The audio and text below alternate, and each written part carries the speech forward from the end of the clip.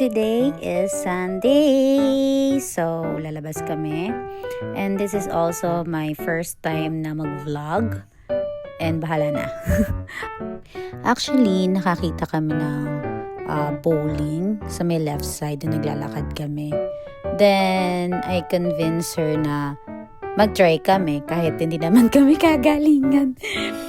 And wala din to sa plan namin kasi ang plan lang talaga namin is maglakad kami today. Super talaga ako nahiya maglaro kasi syempre ang daming nanonood sa mga gilid-gilid. Ayoko ma-judge. Pero syempre, sige, try natin. Ay, kasi naman, talaga naman ang pinilit. Sa Pinas kasi, pag nalalaro kami ng bowling, so per team kasi yon, so parang sanay na naman sila na puro eme yung mga laro ko. Di talaga magaling.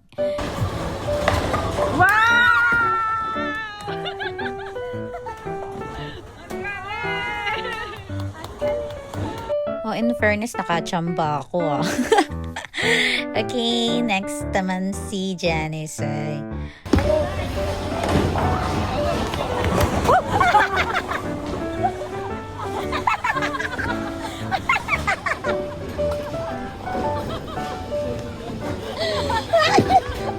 Tawang-tawa talaga ako dito na nagdulas si Janice. Very Pinoy talaga kami. Like, tatawan mo muna talaga bago mo tulungan. Oh, bumawi siya. Ang galing niya talaga. Galing niya. Which is ako talaga yung parang sinasabihan niya kanina na na hindi daw niya kaya, ako lang daw yung marunong maglaro, pero baligtad, siya talaga yung magaling. Ako yung kulela. Nakakahiya.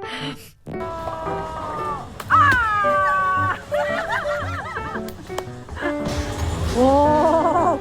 Wow! Ay, kaya! Oh! Wow! Maganda next niyan. Go!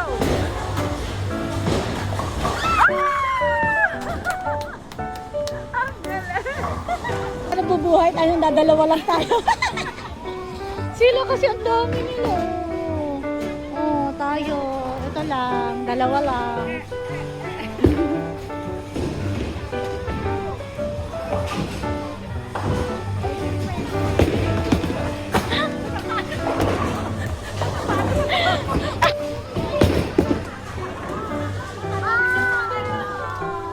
It's okay.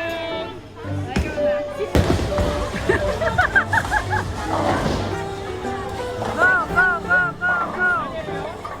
Wow. So, ito na nga yung score namin. Kawawa naman, 77-70.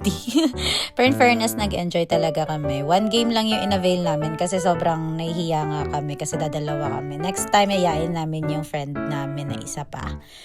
Nag-start ulit kami maglakad-lakad and then nakakita kami ng cherry blossoms.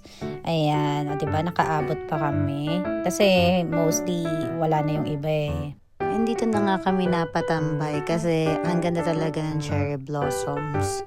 Tapos picture kami, videos, ganon. Ayan, tinutulungan niya ako makakuha ng magandang video. After.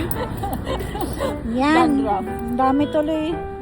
Tika na! And then, naglakad na ulit kami and sa kalalakad namin, nakarating na kami dito. Nagutom na rin ang lola nyo. Kaya napabili na ng tinapay. In fairness talaga ng mga tinapay dito sa Paris, sobrang sarap talaga. Walang hindi, as in, kahit yung baguette nila na matigas, yun, ang sarap talaga. Na-enjoy ko yung mga tinapay talaga nila. Halata naman, no? Tingnan mo, itsura ko. Kain pa rin ako ng kain.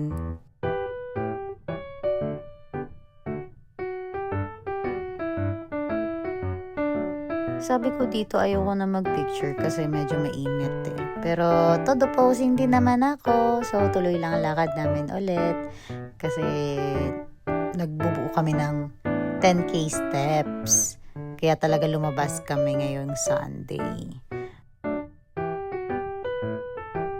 Tapos, ayun, sabi ko nga, pagod ako, pero tuloy pa rin talaga ng pagpo-post. Kung ano sabihin ni Johnny, sige, upo. Dito sa Paris, talaga makikita mo yung mga tao na nakatambay lang dun sa labas, tapos nagpapainit. Talagang parang sobrang mahal na mahal nila yung araw. Samantalang tayo yung mga Pinoy, no? Ayaw na ayaw natin nung araw kasi ang sakit sa balat. Ewan ko, baka iba yung balat nila sa balat natin talaga. Kasi kapag sila naarawan, mamumula lang sila eh. Tayo kasi mga Pinoy, pag naarawan, wala na. Negi na, back to normal. Sunburn is waving. So, ayan nga, bumaba kami kasi nakita ko nga ang dami nakaupo dun sa mga gilid. So, sabi ko, sige nga, try natin kung kaya natin yung araw talaga.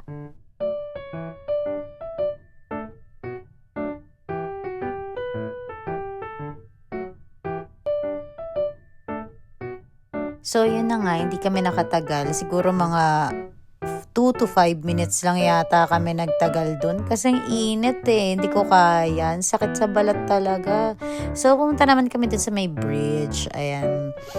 'Di ba? Bida-bida ako eh. Kasi gusto ko talaga yung kakawayan yung mga tao dun sa ano eh. O yan, bida-bida. Kakaunti naman ang kumaway. Nabilang ko, mga 5 lang yata sila. Tuloy ang alay lakad. At ito na naman po tayo, nagutom na naman.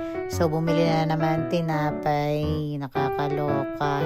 Nakakagutom talaga, no, pag naglalakad. Ang hirap, pagka 10K steps, tapos kakalam yung tiyan mo. Wala din. Hala, nakagat ko na yung papel.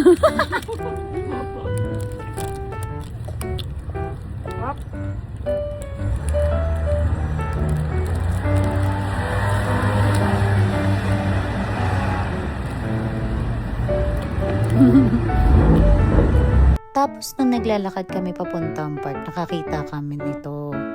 Pwede daw tong inumin. So, kumuha kami. Alam mo ba yung water na to? Kala mo galing sa ref, pagkakalamig. It's so refreshing. Chares.